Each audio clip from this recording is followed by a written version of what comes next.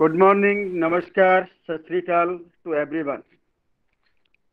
Highest Honorable Sanjay Tandon Sahab, Honorable Sanjay Kaushik Ji, DCDC Punjab University, Chandigarh, Honorable Professor Ronki Ram Ji, Punjab University, Chandigarh, Dr. Dinesh Kumar Sharma Ji, Principal RSD College, Firozpur, Dr. Surendra Thakur, Kilyanwali Degree College, Professor Sunil Kumar Khoshla ji, Principal Baba Balraj College, Constant College, Balachor, Dr. Rajendra Godara ji, Exam Controller, Tatia University, Sri Ganganagar, Meenu Sharma ji, Principal College, AK College for Women, Khanna, Dr. Jahanji साहब, principal AK college Khanna, और भी अगर मैं एक दो इधर उधर से हो रहे हूं, मुझे जितना दिखाई दे रहा है, professor Kulshreshtha ji, AK Kulshreshtha ji, Dayalbagh educational institute, Agra, and Archana Kapoor ji, dean faculty of education, deemed university Dayalbagh, Agra. Eminent guests and dignitaries, dear colleague, student and organizer Mr. Gurmeet Singh ji. On behalf of Shahid Udham Singh Punjab University Constant College, Guru Harshay, and in the capacity of webinar director, it's my immense pleasure to extend a warm welcome to all of you who have joined us today webinar on value-based education. Today we are grateful to Sanjay Tandon ji, a popular chartered accountant, social worker, writer, and a renowned Indian politician of Bharatiya Janata Party, for acceding to our request to grace the occasion as key speaker. Mr. Tandon, a chartered accountant by profession, managing a chartered accounting firm, Mr. Tandon and Associate, well known for auditing and consulting services. His company Competence Energy runs call center and BPO, which provide direct and indirect employment to over 5,000 people. Mr. Tandon, currently he is a member of the Administrator Advisory Council, Chandigarh Administration, a member of the Standing Committee Law and Order, Home Department, Chandigarh Administration, a member of DAB Management Committee, Pratinidhi Sabha, associated with the Bharat Vikas Parishad, Chandigarh. He has served as a director of State Bank of Hyderabad, a subsidiary of State Bank of India. He was also director of National Hydroelectric Power Corporation Limited, a Government of India enterprise. Member of Information and Communication Technology Corporation, Punjab, for Human Resource Development in ITES. Member of the Committee of Finance, Banking, Insurance and Capital Market of PSD Chamber of Commerce. Member of the Task Force for Institute of Chartered Accountant of India for Punjab. Member of the Committee to discharge the function of the Board of Study in Human Rights and Duties, Punjab University, Chandigarh. He has been a regular speaker at the Federation of Indian Industries on the topic of the annual budget. He has often spoken at the Institute of Chartered Accountants of India, Chandigarh chapter, where he addressed CA final students as a part of the General Management and Communication Skills program on the topic of leadership and motivation. And Mr. Tandon political career began in 1991 when he was made the in charge of the Lok Sabha election in the Amritsar constituency for BJP. In 1993, he played the role of the election in charge of the Lok Sabha election for the BJP from Jalandhar constituency. Mr. Tandon became a member of the BJP executive in Chandigarh in 1995. In 1997, he was made the in charge of the assembly election for BJP from the Rajpura constituency, Punjab. Mr. Tandon became the convener of the Chartered Accountant Cell of BJP, Chandigarh. Again in 2002, he was made the in charge of assembly election for BJP in the Rajpura constituency, Punjab. In 2007, Mr. Tandon took over as the General Secretary of BJP, Chandigarh. Mr. Tandon launched the monthly magazine of the party called Chandigarh Kamal Samachar in 2009. In the year 2009, he was made the in charge of the Lok Sabha election when Mr. Satyapal Jain contested from the Chandigarh seat for BJP. In January 2010, Mr. Tandon was elected as the state president of BJP, Chandigarh. And Mr. Tandon was re-elected as the state president of BJP, Chandigarh in January 2013. Also, he has written many book series, journals. He also wrote his father biography titled Balramji Das Tandon, Ek Prerak Charitra. Mr. Tandon run an NGO by the name of Competent Foundation, which provide free education, langar for poor, organized blood donation camp, provide medical assistance to poor. Sir, we feel privileged to have you and thanks for gracing the occasion. We thank you for your very kind gesture in spite of your manifold preoccupations. Dear friend, before I invite to Tandon Sahib, I want to share a view which has been taken from Kamban Ramayana. Today our topic, value-based education. What is value? आखिरकार value है क्या? रामायण से लिया गया और रामायण हर state में अलग अलग ऋषियों ने अलग अलग तरीके से अपने अपने दक्षिण में जाएं, तमिल में जाएं, तेलुगु में जाएं।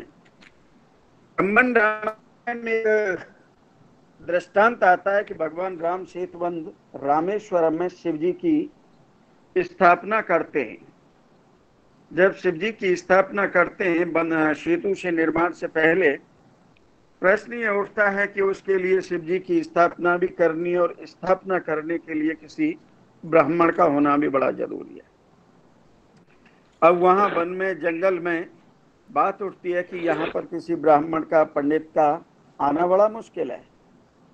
परामर्श होता है, डिस्कशन होता है। विभीषण कहते हैं कि महाराज ब्राह्मण पंडित तो है, लेकिन वो अलग बात है कि वो हमारे शत्रु पक्ष से आते हैं। राम कहते हैं कौन? कि रावण। राम कहते हैं कि नहीं, वो शत्रु पक्ष से बाद में है, सबसे पहले वो ब्राह्मण हैं और वो ब्राह्मण धर्म का पालन करेंगे।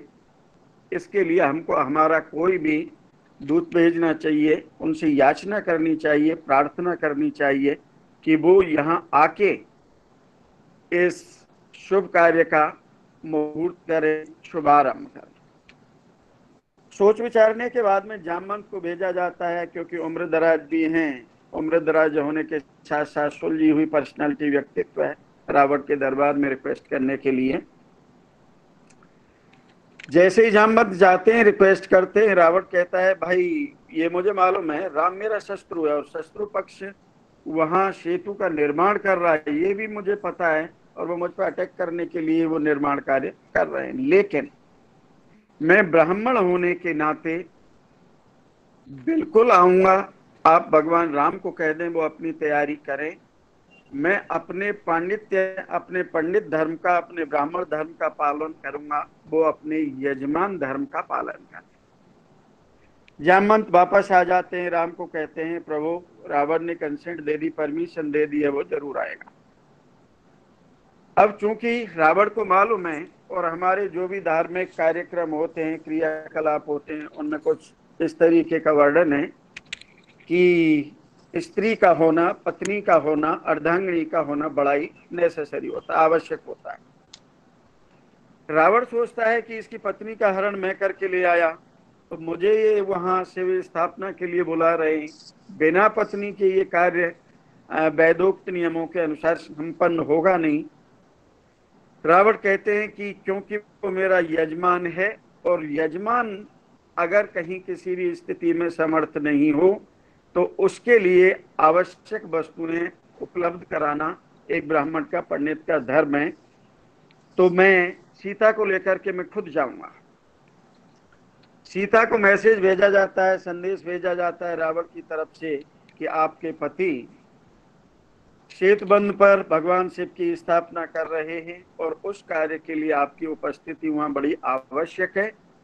आप मेरे साथ चलें, और ये भी आपको करना पड़ेगा कि सारा पूजा का ये जो कार्यक्रम संपन्न होने के बाद में, विधिवत स्थापना के बाद में, आप वापस मेरे साथ आ जाएंगे।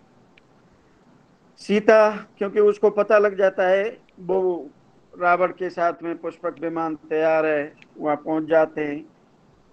सारा कार्यक्रम जब चल रहा होता है, कम पूजा होने के बाद में विधिवत, शास्त्रों में कहा है कि यजमान के द्वारा ब्राह्मण के पैरों को छुआ जाता है। या फिर प्रश्न दुविधा में सीता जी आ जाती हैं कि मैं रावण के पैर कैसे छूं, कारण कि ये तो मेरा शत्रु है, मेरा हरण करके ले गया है। भगवान राम अपनी आंखों से ही उसको इशारा करते हैं, यहाँ वो शत्रु नहीं है, यहाँ वो ब्राह्मण है। ब्राह्मण है, और हम यजमान होने के नाते हमारा धर्म बनता है ब्राह्मण के चरण छूना, पैर छूना। पैर छूते ही भगवान राम सीता को रावण आशीर्वाद देते हैं कि अखंड सौभाग्यवती भव। देखिए कितनी बड़े मूल्य हैं। एक ब्राह्मण के पैर छू रही है, उसे पता है मेरा शत्रु है, लड़ाई होने वाली है कुछ दिन बाद में, और उसको आशीर्वाद दिया जा रहा है अखंड सौभाग्यवती भव। लेकिन सीता शर स्वीकार कर लेती है, बंधन करती है। राम जी कहते हैं प्रभु मेरे पास देने के लिए कुछ है तो है नहीं। रावण एक ही बात कहते हैं, मुझे पता है ये आप पे मेरा ऋण रहा, जब आप अपने आप को समर्थ पाएं तब मुझे ये प्रदान करना। अब आप अपना ये कार्यक्रम संपन्न करें, पूरा करें, और मुझे अनुमति दें। मैं एक ही मेरी रिक्वेस्ट है, जब मेरी मौत हो उस समय आप मेरे सामने आना। कितना मतलब हम बात करते हैं, मूल्य देखिए कि शत्रु की भी क्या मर्यादा है, एक ब्राह्मण की, एक यजमान की क्या मर्यादा है। लेकिन परिवेश बदला, समय बदला, परिस्थितियां बदली, अब वापस हमें जरूरत पड़ गई कि हम जिस ग्रंथ का रेफरेंस दे रहे हैं ये हमारे ही है, रामायण, महाभारत, गुरु ग्रंथ साहब। लेकिन जरूरत हमें पड़ गई कि इस पर हम डिस्कस करें। इन शब्दों के साथ में मैं बड़े ऑनरेबल आदरणीय भाई संजय टंडन जी को, जहाँ तक मेरा मानना है, सेवा और संस्कार टंडन साहब को विरासत में मिले, और वो उस विरासत को अविरल निरंतर रूप से कंटिन्यू उसका निर्वहन कर रहे हैं, पूरा कर रहे हैं। इन्हीं शब्दों के साथ में again I welcome you all to this webinar and hope that you will have an engaging and enriching session ahead. Thank you very much. And now I request to Sanjay Tandon sir, please come and share your views. Sanjay Tandon ji. शुक्रिया doctor NR. Sharma ji, आपने बहुत सुंदर शब्दों में मेरे मेरे को introduce किया। और और एक बहुत ही सुंदर आपने रामायण से एक ऐसी घटना को सुनाया कि जो शायद वो घटना काफी लोगों ने ना सुनी हो।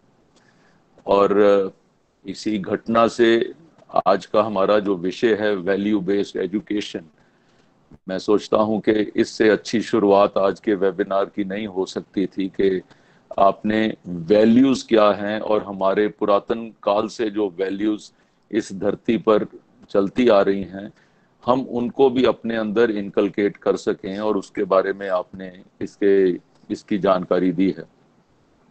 मैं मानता हूं कि हमारे जो सुनने वालों में आपने नाम लिया, अभी जो संजय कौशिक जी भी हैं, रौनकी राम जी भी हैं, और गुरमीत जी जिन्होंने आज की अभी मंच को संभालने का काम किया, और मेरे सब दोस्त मित्र साथी, कई लोग चंडीगढ़ से हैं, कई डिफरेंट डिफरेंट शहरों से लॉग इन किया है। मैं यहाँ पर उनकी लिस्ट में नाम देख रहा हूँ। तो मैंने जैसे आपसे पूछा था कि हमें इंग्लिश, हिंदी या पंजाबी में किस में बोलना चाहिए, तो आपने कहा था कि सब तरह से, सब जगह से लोग हैं, तो हमें प्रेफरेबली अगर हम हिंदी में रखते हैं तो इसका सब लोगों को समझने में आसानी रहेगी। बीच बीच में मैं थोड़ा बहुत इंग्लिश और पंजाबी भी मैं साथ में यूज करूंगा। इससे पहले कि हम लोग आज के इस वैल्यू बेस्ड एजुकेशन की जरूरत क्यों है, इसके ऊपर हम सबको सोचना चाहिए। और कोई चीज अच्छी लगे, मैं मानता हूं कि काफी हमारे बीच जो सुनने वाले हैं वो टीचर्स हैं, कई स्टूडेंट्स भी हैं, और शायद कुछ लोग हमारे से भी बड़े अपने अपने एरियाज के अंदर स्पेशलिस्ट हैं। तो मैं सबको कहूंगा, अगर अगर कुछ कोई कॉपी पेंसिल रख लें, अगर कुछ अच्छा लगे तो उसको बाकियों के साथ जरूर शेयर करें। मेरे को एक एक दृष्टांत ध्यान में आता है कि एक क्लास के अंदर एक जो टीचर था वो बच्चों को पढ़ा रहा था, और इसी तरीके से कि भी वैल्यूज की क्या जरूरत है, प्रायोरिटीज ऑफ लाइफ क्या है, हमारे को किस चीज की ज्यादा जरूरत है, उसके बारे में समझाते हुए उसने क्या किया कि एक शीशे के जग को टेबल पे रखा, और टेबल पे रखते सार ही उसने वो सबको बोला कि आज मैं आपको इस जग के माध्यम से मैं आपको बताऊंगा कि आपकी प्रायोरिटीज ऑफ लाइफ क्या होनी चाहिए। उसने कुछ बड़े बड़े पत्थर निकाले जिनको वो बिगर ब्लॉक्स नाम दिया, उन्होंने बिगर ब्लॉक्स को जग के अंदर डाल दिया, और वो जग जो है ऊपर तक उससे भर दिया। उसके बाद उसने सबसे पूछा कि ये जग में जगह है? सारे स्टूडेंट्स ने कहा कि ये तो भर गया है। उसने कहा नहीं, अभी बहुत जगह है। फिर उसने छोटे छोटे पत्थर, जिसको रोड़ी बोलते हैं, वो वाले कुछ पत्थर निकाले और उसमें डालना शुरू किया, और जितने कॉर्नर्स थे वो उसमें वो छोटे पत्थर से भर गया। फिर उसने पूछा कि अब भर गया है? तो सबने कहा हाँ जी, अभी भी ये भर गया है। और फिर उसने कहा नहीं, अभी भी इसमें जगह है। तब उसने क्या किया, एक डब्बा रेत का निकाला और जग को थोड़ा सा हिलाया और रेत डालनी शुरू करी उसके अंदर। वो रेत का भी जो पूरा डब्बा था वो उसके अंदर चला गया। उसने कहा अब भर गया है? तो अब उन्होंने कहा हाँ, अब पूरी तरह भर गया। तब उसने 2 गिलास पानी निकाला और उसके ऊपर पानी डालना शुरू किया, तो वो 2 गिलास पानी भी उसके अंदर चला गया। अब इसके माध्यम से उसने कहा मैं आपको समझाने की कोशिश कर रहा हूं कि what are the bigger blocks in life. अब बिगर ब्लॉक्स उन्होंने क्या बोला कि जो बड़े पत्थर पहले डाले थे वो बिगर ब्लॉक्स हैं, वो हैं आपका वैल्यू सिस्टम, वो है आपकी वैल्यूज, एथिक्स आपके क्या हैं, वो आप किस तरह के संस्कार आपके पास हैं, किस तरह का आपका व्यवहार है, किस तरह का आपका एटीट्यूड है, किस तरह से ये जो अंदर ग्रहण करने वाली चीजें होती हैं, ये उन चीजों का है जिसको बिगर ब्लॉक्स कहा जाता है। और ये वैल्यूज और एथिक्स और संस्कार के साथ ये रिलेटेड है। तो उसने कहा कि जो दूसरा उसके बाद मैंने जो छोटे पत्थर डाले उसके अंदर, वो छोटे पत्थर हैं जो आपकी एजुकेशन है, जो आपकी डिग्रीज हैं, जो आपने जो क्लासेस के अंदर इंफॉर्मेशन ली है, जो आपने अपनी सब्जेक्ट बुक में पढ़ा है, और कोई इंजीनियर बना, कोई डॉक्टर बना, कोई चार्टर्ड अकाउंटेंट बना, कोई प्रोफेसर बना, कोई पीएचडी किया, तो ये वो सारी डिग्रीज हैं, वो जो छोटे पत्थर हैं। और उसके बाद उसने कहा कि जो ये रेत है, जो मैंने रेत डाली, वो रेत वो है जो आपके जीवन में आपकी अकम्पलिशमेंट्स हैं। अकम्पलिशमेंट्स में आपका बड़ा घर हो सकता है, आपकी बड़ी गाड़ी हो सकती है, आपका आपका अच्छा मोबाइल हो सकता है, आपका बढ़िया ऑफिस हो सकता है, आपके पास बढ़िया पेन हो सकता है, घड़ी हो सकती है। जो पोजेशंस होते हैं जिनको आप पैसों के साथ खरीद सकता है, बहुत पैसे हो सकते हैं, बैंक बैलेंस हो सकता है। तो चौथा उसने कहा कि जो पानी मैंने डाला वो है आपकी जिंदगी की जो इंजॉयमेंट्स हैं, जो आप मस्ती से आप लाइफ इस्तेमाल करते हो, आप अपना घूमना फिरना करते हो, इंजॉय करते हो, वो इंजॉयमेंट है जिसको उसने पानी का दर्जा दिया। अब मैं दोस्तों आप सबसे पूछना चाहता हूं, अगर ये जग जो भरा, अगर उस जग के अंदर पानी भर देते पहले, तो वो बिगर ब्लॉक्स जो लाइफ के हैं वो तो अंदर नहीं जा सकते थे, वो छोटे पत्थर नहीं जा सकते थे। किसी बच्चे ने अपनी लाइफ शुरू की सिर्फ एंजॉयमेंट के साथ शुरू करी, तो ना तो वो उसके अंदर अपने संस्कार समझ सका, ना वो उसके अंदर अपनी एजुकेशन ले सका, और ना ही वो उसके अंदर अपनी कोई कमाई पैदा कर सका। उसने बस मौज मस्ती की जिंदगी को ही सब कुछ समझ लिया, और जब वो लाइफ का जग उससे भर दिया तो दूसरी चीजें उसमें डल नहीं सकती। इसी तरीके से किसी ने सिर्फ उसको भर लिया कि बाप से पैसा मिल गया या पैसे लॉटरी लग गई या कुछ हुआ, तो उसने सारे अपने घर परिवार वो बना लिया, और उसके साथ दफ्तर बड़ा बना लिया, बड़ी गाड़ी ले ली, और सोने चांदी जो हैं जवाहरात उस तरह की चीजें ले ली, लेकिन वो उससे एजुकेशन नहीं ले सकता। तीसरी चीज है कि किसी व्यक्ति ने वो ट्रिपल एमए कर लिया, ट्रिपल अपना पोस्ट ग्रेजुएशन कर ली, पीएचडी कर ली, बहुत बड़ी डिग्रियां ले ली, लेकिन बहुत बड़ी डिग्रीज लेने के बावजूद भी आप देखेंगे कि आपको कहीं नौकरी तो अच्छी मिल जाती है, लेकिन आप नौकरी से निकाले कब जाते हो?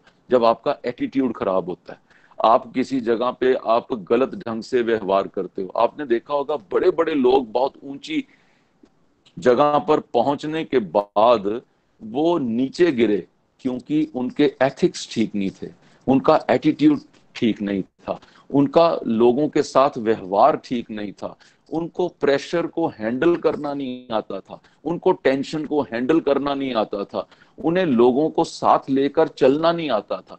सारे को सब कुछ था उनके पास, जो पिछली तीन चीजें थी वो थी, लेकिन वो उनके पास वैल्यू सिस्टम नहीं था। अब अगर वैल्यू सिस्टम नहीं है, हम उसको क्या कहते हैं? हमारे में से काफी लोग टीचर्स हैं। मैं टीचर प्रोफेशन की बहुत रिस्पेक्ट करता हूं। आपके पास भगवान ने एक ऐसा मौका दिया है कि आपकी जिम्मेवारी है कि आप ऐसे ह्यूमन बीइंग्स तैयार कीजिए, जो ह्यूमन बीइंग दुनिया के अंदर जब वो जाएं और आपको भी फख्र हो। आपने सिर्फ अगर उसको एक एजुकेशन दे दी, वो तो वही तरीका हुआ कि जैसे किसी माँ ने बच्चे को जन्म दिया और उसको छोड़ दिया कि चलो जाओ। अब वो बच्चा क्या कर सकता है? जन्म मिलना तो सब कुछ नहीं है।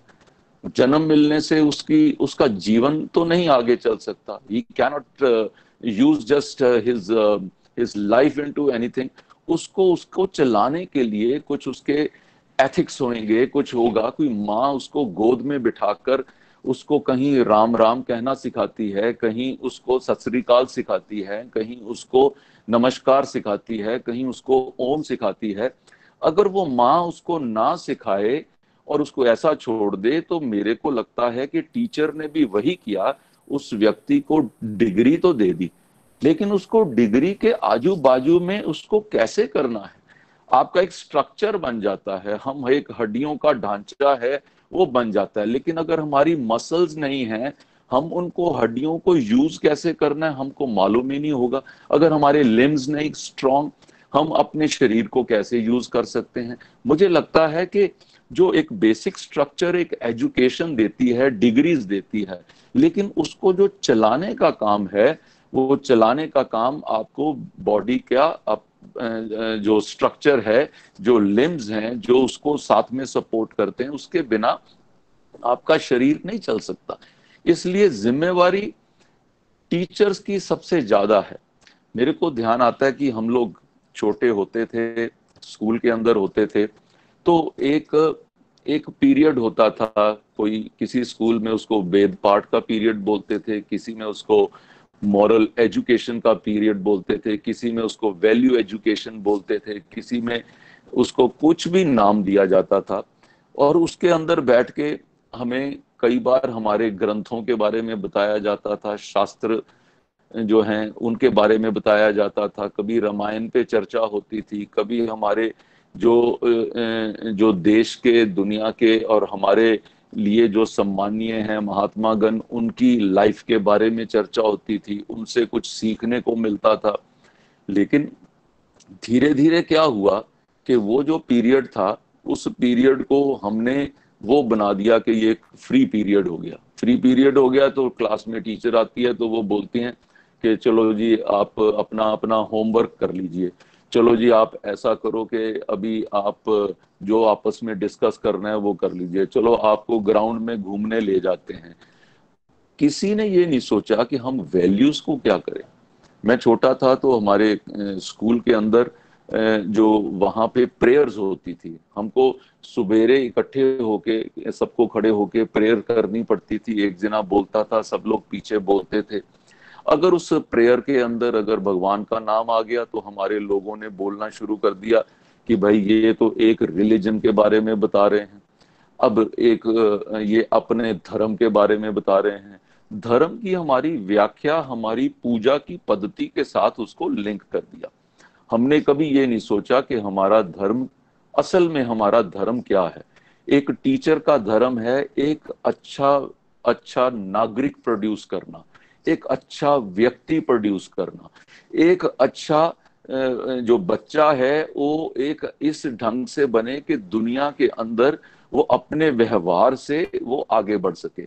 आप जीवन के पहले 10 साल में अपनी डिग्रीज के साथ आगे बढ़ सकते हो, लेकिन आपने देखा होगा कि आपकी जब उम्र 35-40 साल से ऊपर होती है, उस समय के बाद आपका व्यवहार उसके अंदर आना शुरू हो जाता है। उसके अंदर आना शुरू हो जाता है कि आपने किस ढंग से लोगों से बातचीत करते हो, आपका एटीट्यूड क्या है, आप जल्दी से परेशान तो नहीं हो जाते, आप कैसे प्रेशर को हैंडल करते हो। मुझे ध्यान आता है एक बार एक गुरु के पास उनके कुछ शिष्य बैठे थे और वो उनको पूछते हैं कि गुरुजी आप हमेशा हमसे बात करते हैं कि संस्कार होने चाहिए, अच्छे संस्कार होने चाहिए, ये हमें समझ नहीं आता ये संस्कार चीज क्या है। तो वो नदी के किनारे बैठे हुए थे, तो उन्होंने कहा कि जो अ, आप ये नदी के अंदर जाओ और जमीन पे जो मिलता है उसको हाथ में पकड़ के लेके आओ। और वो उनके 2-3 शिष्य वो नीचे गए। नीचे जब गए तो उन्होंने वहां से जो पकड़ा तो वो उसके अंदर कुछ कंकर पत्थर वो लेकर आए। अब कंकर पत्थर जब वो लेकर आए तो सामने बैठ के उस उनके गुरु ने वो पत्थरों को जो उठाया, और जो पत्थरों को उठा के उनको जब जोर से रगड़ा, और रगड़ने के बाद आप जानते हैं कि पत्थर में से एक स्पार्क निकलता है। अब जब वो उसमें स्पार्क निकला तो उनके गुरुजी ने कहा कि ये आप स्पार्क देख रहे हो ना, ये स्पार्क है जो आपके संस्कार हैं। तो वो बड़े हैरान हुए, कहते गुरुजी ये समझ नहीं आई हमें कि ये पत्थरों को पानी में से निकाल के लाए, उनको रगड़ के जो निकली वो स्पार्क निकला, आप कहते हो ये संस्कार है, इसको संस्कार कैसे कहते हैं। तब उन्होंने कहा कि देखो बेटा, ये पत्थर जो हैं कितने सालों से, बरसों से इस नदी के अंदर पड़े हुए हैं, लेकिन जब उनको बाहर निकाल के जब उसको रगड़ा रगड़ने का मतलब है कि जैसे आप, मैंने अभी एग्जाम्पल दिया था कि आप 30-40 साल की उम्र तक आप अपनी एजुकेशन के सहारे आगे बढ़ लेते हो, लेकिन उसके बाद आपके संस्कार, एथिक्स, बिहेवियर, एटीट्यूड, ये सारे आने शुरू होते हैं। लेकिन अगर आपने उनको उस समय ग्रहण ही नहीं किया स्कूल के अंदर, कॉलेज के अंदर, तो आपको उस समय कहाँ से मिलेंगे। तो उन्होंने यही समझाया कि ये जो पत्थर मैंने रगड़े हैं, इतने सालों की जो उसके अंदर पानी में रहने के बाद, ठंडक पाने के बावजूद जब उनको रगड़ा गया, तो उसमें से स्पार्क निकला। That is the inherent quality of the stone.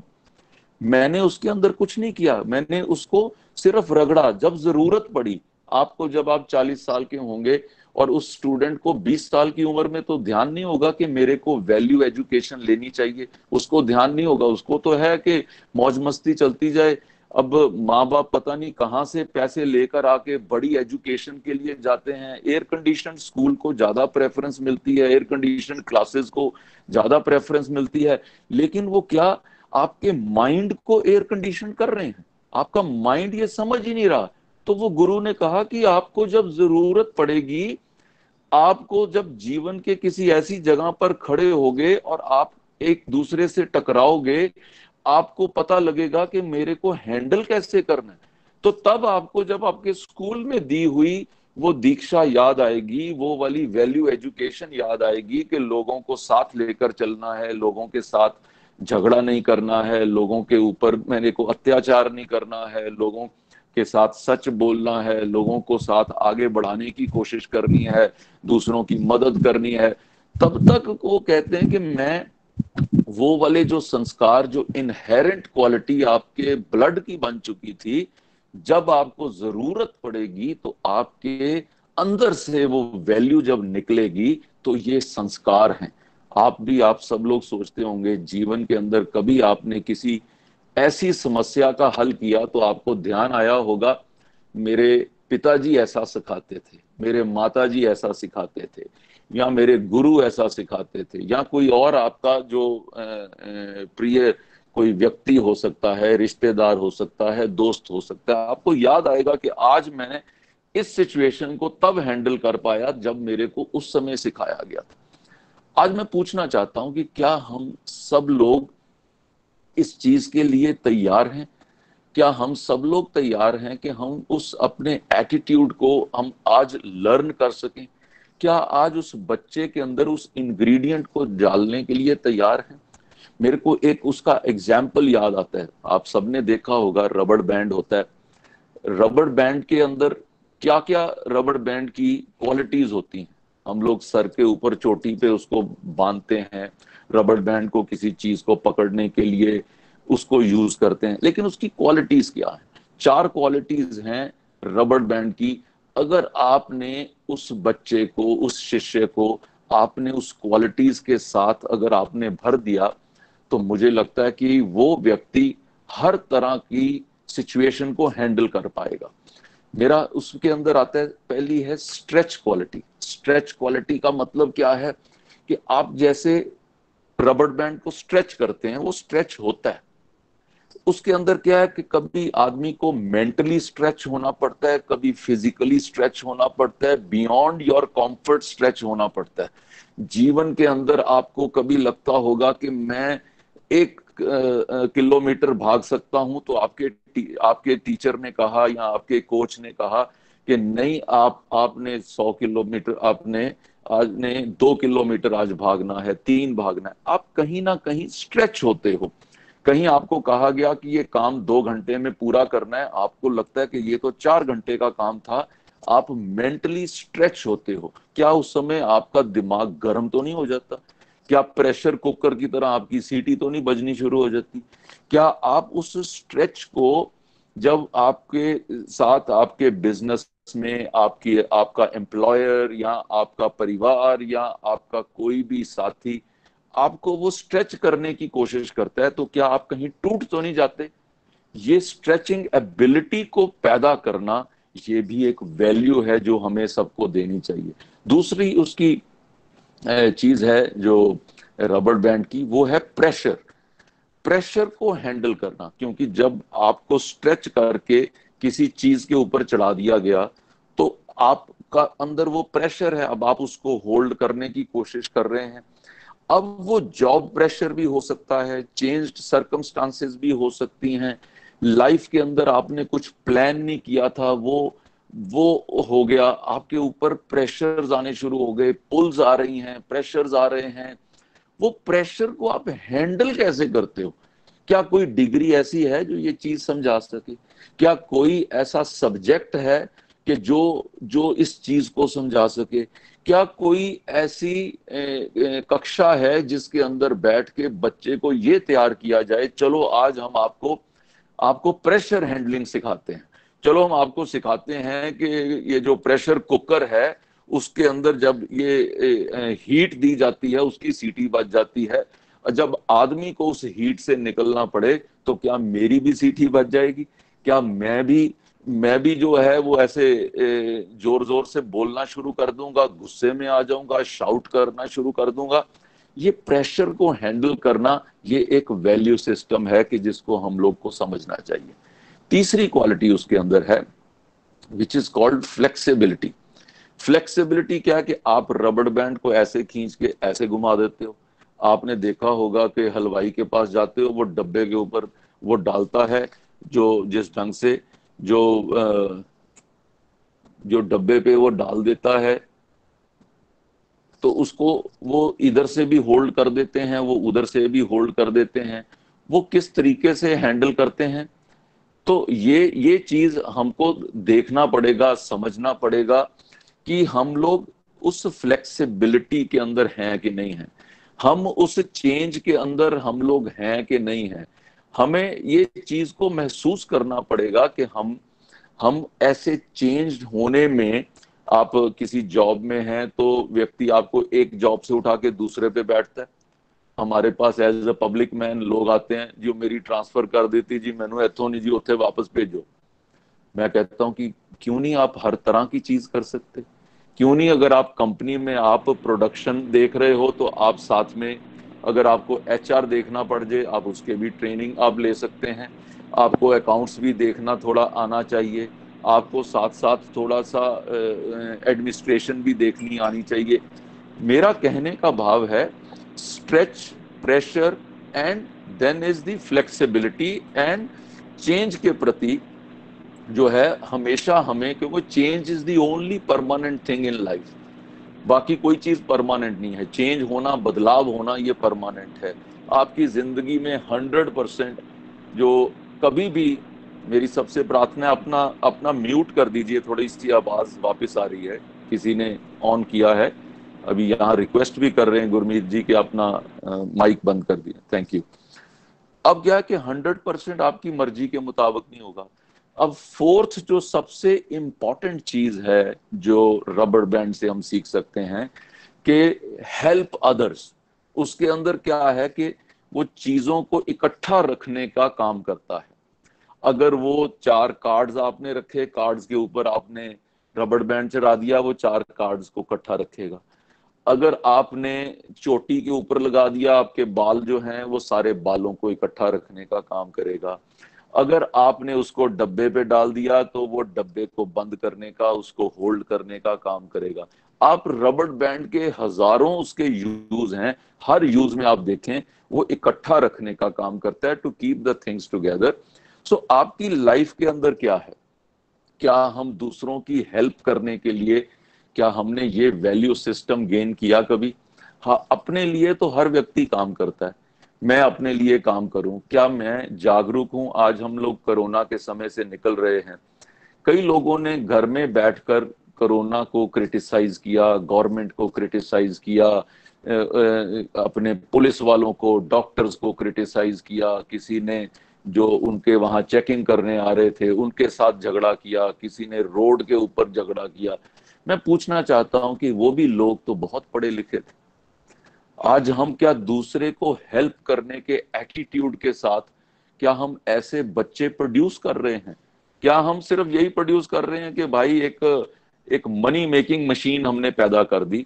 आज बच्चे को जब पैदा होके जब वो कॉलेज से जब वो अपनी क्वालिफिकेशन करता है तो उसके पास जब वो सिलेक्शन के लिए आते हैं कॉलेज इंटरव्यू में, उसको 12 लाख का पैकेज मिल जाता है, सब लोग उसकी वाह वाह करते हैं, अरे वाह तेरे को तो कमाल हो गया। लेकिन मैं कहता हूं कि वो मनी मेकिंग मशीन क्या सिर्फ अपने लिए काम करेगी?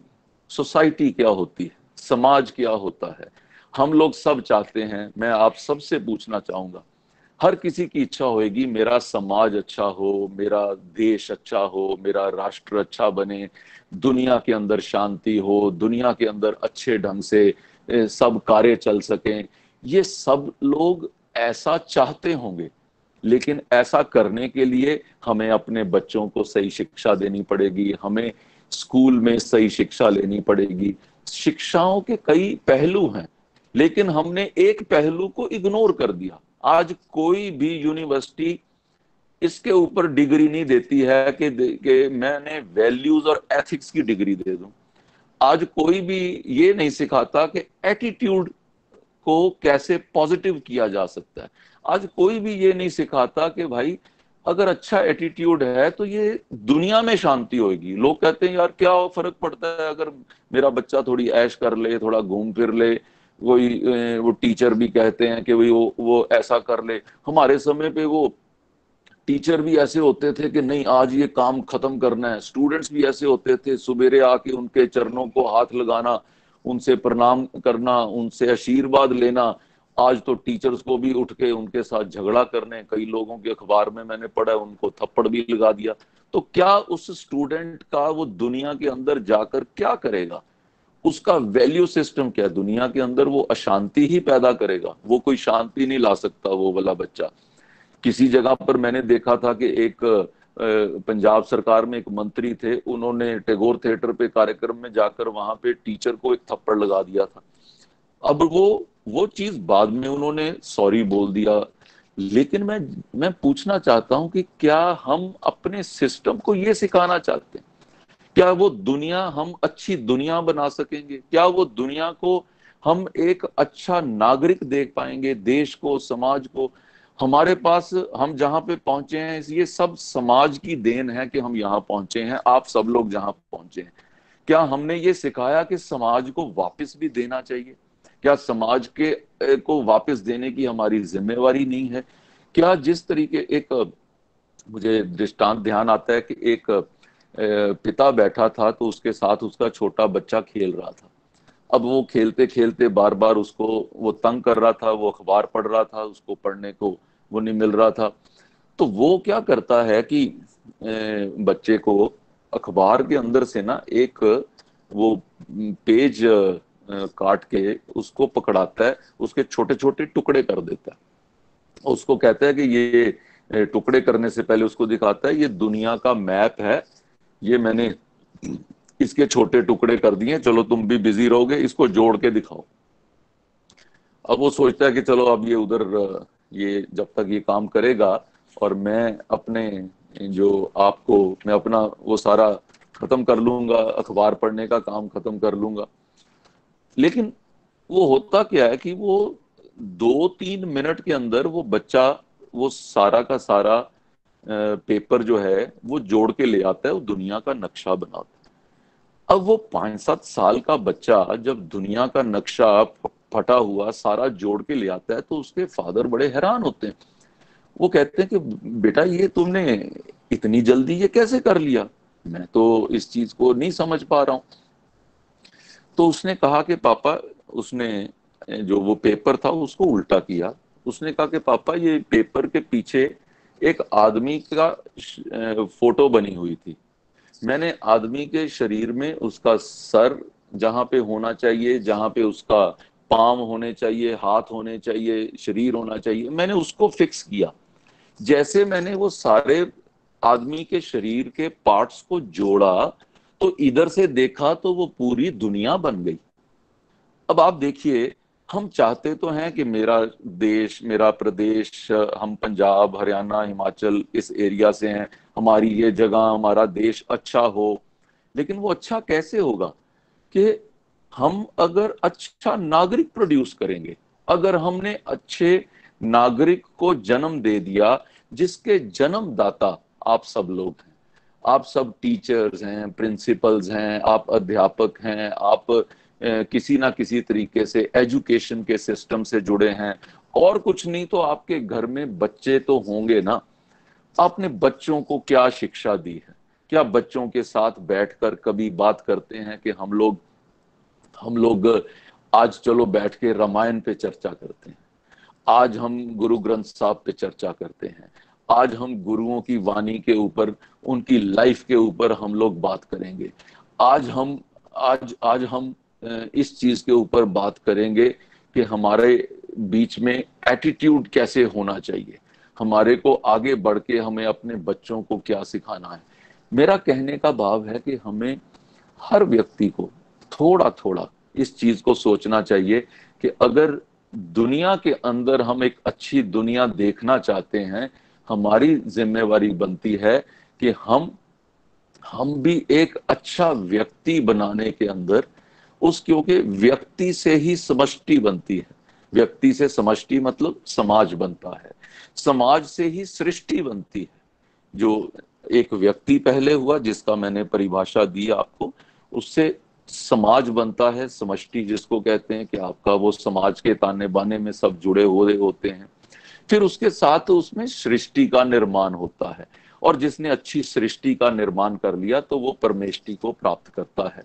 ये चीजें आज क्या हम बच्चों के साथ बैठकर हम चर्चा करते हैं, समझाते हैं बच्चों को, अपना भेष, अपनी भूषा, अपनी भाषा, अपना भजन, क्या हम उनको ये चार भ हैं, आप लिखना चाहें तो लिख सकते हैं, भेष, भूषा, भाषा, भजन, ये चार भ हैं जिनको हमें अपने समाज के साथ जुड़े हुए हैं, कि जिनको हम आगे बढ़ाने का क्या हम काम कर रहे हैं।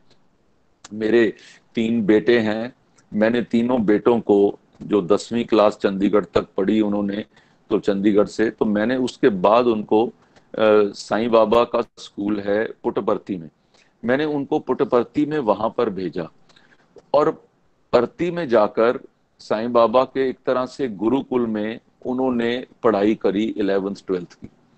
मेरे को बहुत अच्छे से ध्यान है कि वो बच्चे जमीन पर बैठकर खाना खाना, वहां पे रोज सफाई भी करना, वहां पे मंदिर में जाकर रोज वहां पर बैठना, पढ़ना है वहां पे मंदिर में, अपनी किताब लेकर जाना, वेद मंत्र भी सीखना। कोई बच्चे कहीं पीछे नहीं रह गए किसी चीज में। कुछ लोग सोचते हैं कि भाई वेद मंत्र सीखने वाला बच्चा जो है वो शायद वो इंग्लिश नहीं बोल पाएगा, वो शायद जनता के बीच में बैठ के ढंग से बात नहीं कर पाएगा। ये लोगों के अंदर ये चीजों के ध्यान आने शुरू हुए। ये कोरोना काल में ना लोगों को बहुत, मेरे को ये बहुत लोगों ने ये कहा कि बहुत कुछ ये सोचने का मौका मिला, लेकिन हमने जो वो बच्चों ने वहां से सीखा भी, कितना समय सुबह अपने शरीर के लिए लगाना है, कितना हम,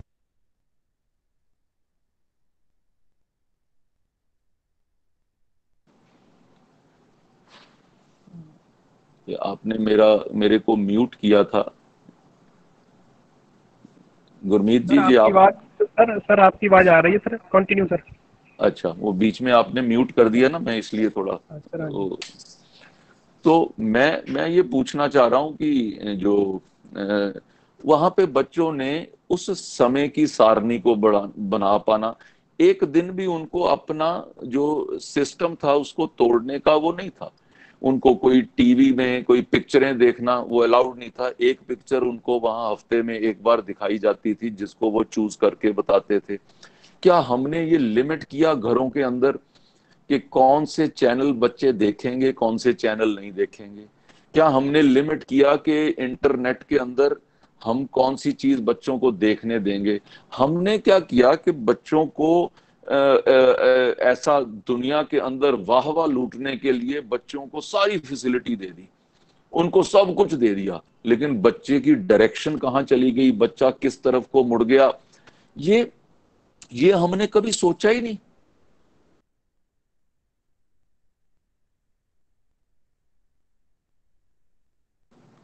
गुरमीत जी, ये सेकंड टाइम हेलो। माइक्रोफोन मेरा बंद किया किसी ने, हाँ जी प्लीज सी सर, वो। देख दिया सर, सर कंटिन्यू। हाँ जी। हाँ जी, तो ये किसी ने ये नहीं सोचा कि मेरे को बच्चे को क्या देना चाहिए। आज इंटरनेट के अंदर हमने इतना घूमना शुरू कर दिया कि दुनिया भर जहां की इंफॉर्मेशन लेने वाला वो तो ठीक है, जहां उसके पॉजिटिव पॉइंट्स हैं। क्या इंटरनेट को ढूंढते ढूंढते कभी इनर नेट के बारे में सोचा? ये अंदर का नेट क्या है? ये इनर नेट है। इंटरनेट पे तो सब लोग अपनी उंगलियां चलाने में व्यस्त हो गए, लेकिन इनर नेट को भूल गए कि हमारे अंदर क्या है, हमारा धर्म क्या है, हमारा हमारा समाज क्या है, मेरी जिम्मेवारी क्या है, मेरा वैल्यू सिस्टम क्या है, मेरी एथिक्स क्या है। मैं बड़ा हैरान होता हूं, कई बार सवेरे अखबार पढ़ते हैं, उसके अंदर वो आता है कि एक कल के अखबार की है, एक बच्चे का एक सब्जेक्ट में नंबर कम आ गए तो उसने फांसी लगा ली। आप मेरे को बताइए कि क्या 60% लेने वाले बच्चे क्या दुनिया के अंदर कंट्रीब्यूट नहीं कर सकते? आज आपके घरों के अंदर क्या होता है कि बच्चे 94% मार्क्स लेकर आए हैं, लेकिन वो क्लास में उसके 7वीं पोजीशन पे आया तो माँ बाप उसको कहते हैं, अरे बेटा क्या हो गया तुम्हें, वो देखो 96% वाला वो टॉप कर गया, तुम तो 7वें नंबर पे आए, 94% आ गए। बच्चा मन में सोचता है कि यार मैंने गलती तो नहीं कर ली 94% लेके। आपने उसको बना दिया भागने वाली मशीन, पैसा पैदा करने वाली मशीन, ले बेटा भाग भाग भाग। वो होता क्या है कि उसको जैसे ही अनसक्सेसफुल होता है किसी चीज में, ही कैनॉट हैंडल अ फेलियर। जहां पे आप जीत को हैंडल करने के लिए आप बच्चे को तैयार करते हो, मेरे हिसाब से उसको हार को हैंडल करने के लिए भी बच्चे को तैयार कौन करेगा? क्या ये ड्यूटी नहीं बनती टीचर्स की? क्या बच्चा जो है उस वैल्यू सिस्टम में ये समझ सके कि भी मैं नहीं परफॉर्म कर पाया, लेकिन मैं किसी और चीज में कर लूंगा। आप देखेंगे कोई बच्चा पढ़ाई में नहीं आया, आजकल तो इतनी एवेन्यूज हैं। आप देखेंगे वो कहीं संगीत में बच्चे कहाँ के कहाँ आगे निकल गए, कोई खेल में कहीं पे आगे निकल गए, कोई कंप्यूटर के सॉफ्टवेयर में कहीं आगे निकल गए, और छोटी छोटी उम्र में ही उन्होंने दुनिया को जीतने का वो काम कर लिया। लेकिन हो सकता है जैसे जैसे बिल गेट्स के बारे में आता है कि वो तो शायद इतना जो है उसकी पढ़ाई के अंदर उतना सक्षम नहीं था, लेकिन दुनिया को उसने बता दिया कि भाई इस तरीके से हम लोग कर सकते हैं। इसलिए हम सबको इस चीज का ध्यान रखना चाहिए कि हम बच्चों को किस तरीके की शिक्षा में, क्या उनको हर तरफ से कंप्लीट बनाने की तरफ हम लोग आगे बढ़ रहे हैं। मुझे लगता है कि ये जो जीवन मिला हमें, हम कभी बैठकर बच्चों को ये समझाएं कि ये जीवन की इम्पोर्टेंस क्या है। क्या ये जीवन जो हमारा है, आप देखें जो मनुष्य जीवन है, एक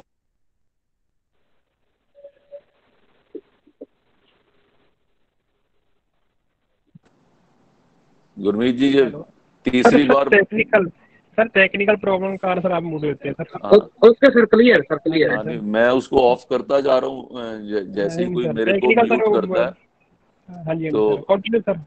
हाँ, आपकी सर नहीं नहीं आवाज आ वो रही है अभी। जब जब बंद करना हो तो आप मेरे को बोल देना, मैं बंद कर नहीं नहीं दूंगा। Sir, continue sir, continue sir. हाँ, सर आपके तो आभार विचार हमें मिल रहे हैं। अच्छा, तो थैंक यू सर। मेरा मेरा ये मानना है कि हम लोग ये देखें कि ये जो मनुष्य जीवन मिला, क्या ये मनुष्य जीवन किस अर्थ के अंदर जा रहा है। इसको जो वेस्टर्न फिलॉसफी है उसको वो मानती है कि एक जीवन मिला है भाई, जो करना है बस इसके अंदर आप कर लीजिए। गलत तरीका इस्तेमाल करना है, चाहे गलत होए चाहे ठीक होए, मेरे को इसके अंदर अपना प्रोग्रेस करना है। लेकिन हमारी फिलॉसफी क्या है, हम जो हिंदू पद्धति को में से हम लोग आते हैं, हमारी फिलॉसफी क्या है। जब मैं हिंदू शब्द का इस्तेमाल करता हूं तो कई लोगों को लगता है कि रिलीजन कम है। मैं Hindu is a way of living, Hindu is a philosophy, Hindu is के हम लोग का रहन सहन ढंग जो हमको सिखाया जाता है, वो उसके उसको उस ढंग से हम लोग कैसे डील करते हैं, ये उसके बारे में है। हम लोगों को बताया जाता है कि कितने तरह के जीव जंतु होने के बाद जाकर मनुष्य जन्म मिला, क्या हम कभी ये सिखाएं? अब मनुष्य जन्म मिला है तो मनुष्य के पास क्या है, एक उसके पास फिलॉसफी उसकी है कि आप स्माइल कर सकते हो। आप कभी भी आपने देखा होगा कोई जीव जंतु, बर्ड्स, कोई रेप्टाइल्स, कोई कोई ऐसे जो हैं वो स्माइल नहीं कर सकते। सिर्फ आदमी को ये मिला है कि वो मनुष्य जो है वो स्माइल कर सकता है। उसको एक विवेक का है, जितना पावर ऑफ डिस्क्रिमिनेशन। आप डिस्क्रिमिनेट कर सकते हो, ये मेरे लिए अच्छा है, ये मेरे लिए बुरा है। ये डिस्क्रिमिनेशन की ताकत भी भगवान ने मनुष्य को दी है। आपके पास रिनंसिएशन की ताकत जो है, वैराग्य, कि मेरे को ये चीज नहीं करनी, मेरे को इसका त्याग करना है, मेरे को ये चीज छोड़ देनी है। अब ये जो जीवन हमें मिला है, क्या ये जीवन को का सिर्फ काम, सिर्फ अर्थ ही है? क्या मोक्ष इसका काम नहीं है? हमको ये सिखाया जाता है, ये जो जीवन के अंदर अर्थ, काम, मोक्ष, ये क्यों सिखाया जाता है? हम इस फिलॉसफी से हम लोग पीछे हट गए हैं। क्या ये टीचर्स की और माँ बाप की जरूरत नहीं है कि अपने बच्चों को जो हमने अपने बड़ों से सीखा हम उसको आगे दे सकें? हम लोग जब किसी व्यक्ति को कोई ऐसा लगता है कि बच्चों की एजुकेशन को ऐसा ढंग दिया जाए, एक हमारे एक जानकार ने एक थोड़े दिन पहले ही एक इसके ऊपर एक बात सुनाई कि एक बेटा पैदा हुआ तो उसके फादर ने कहा कि मैं इसको डॉक्टर बनाऊंगा। उसने उसने मदर ने कहा कि ठीक है, आप वो करना चाहते हैं, आप उधर उसको उस पढ़ाई में डाल दिया। दूसरा बच्चा आया तो उसने मदर ने कहा कि मैं इसको संस्कृत का विद्वान बनाना चाहती हूँ और इसको मैं गुरुकुल भेजना चाहती हूँ। उसने कहा कि नहीं नहीं, गुरुकुल जाके ये क्या करेगा, इसको जो है इसको बिजनेस में डालते हैं, इसको बिजनेस एमबीए वगैरह वो करता है। अब वो तीसरा बच्चा पैदा हुआ तो उसने दोनों बार जब माँ की बात नहीं चली थी तो तीसरी बार उसके फादर ने कहा कि चलो ठीक है, तुम इसको ये आप संस्कृत विद्यालय और उसमें आप गुरुकुल में इसको पढ़ाई के लिए भेज दो। अब उसके घर के अंदर 3 तरह के अलग अलग तरह के बच्चे। अब जब वो तीनों हुए तो उसको लगा डॉक्टर देखो कितना लोगों के लिए काम करता है, उसकी कितनी लाइफ में उसकी इज्जत है। दूसरा बेटा उसने अपना बिजनेस शुरू किया, उसमें उसकी अच्छी कमाई हुई। अब जो तीसरा बेटा था उसने वो सारी शास्त्र ज्ञान लेकर वो लोगों को जो है वो अच्छी शिक्षा देने में लग गया, लोगों को आगे बताने में लग गया, वो प्रवचन करने में लग गया, वो उस तरफ वो बच्चा हो गया।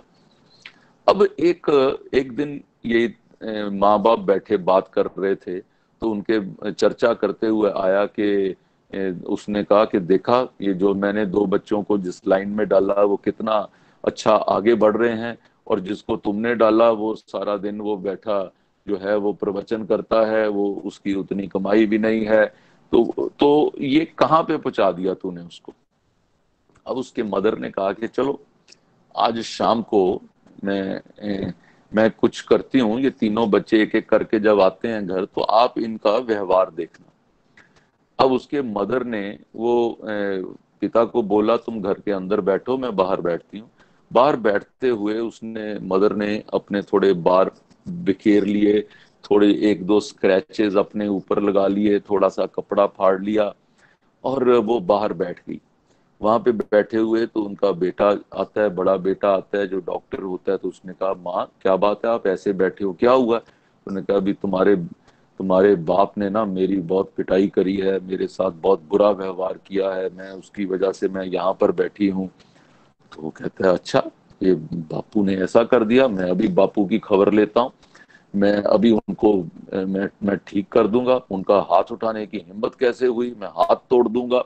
अब उसने प्यार में जो शब्द वो बोल सकता था माँ को के भी ऐसा उसके अंदर उसने माँ को प्यार दिखाया, बाप को प्रति जो अपशब्द थे वो बोल सकता था उसने बोल दिया।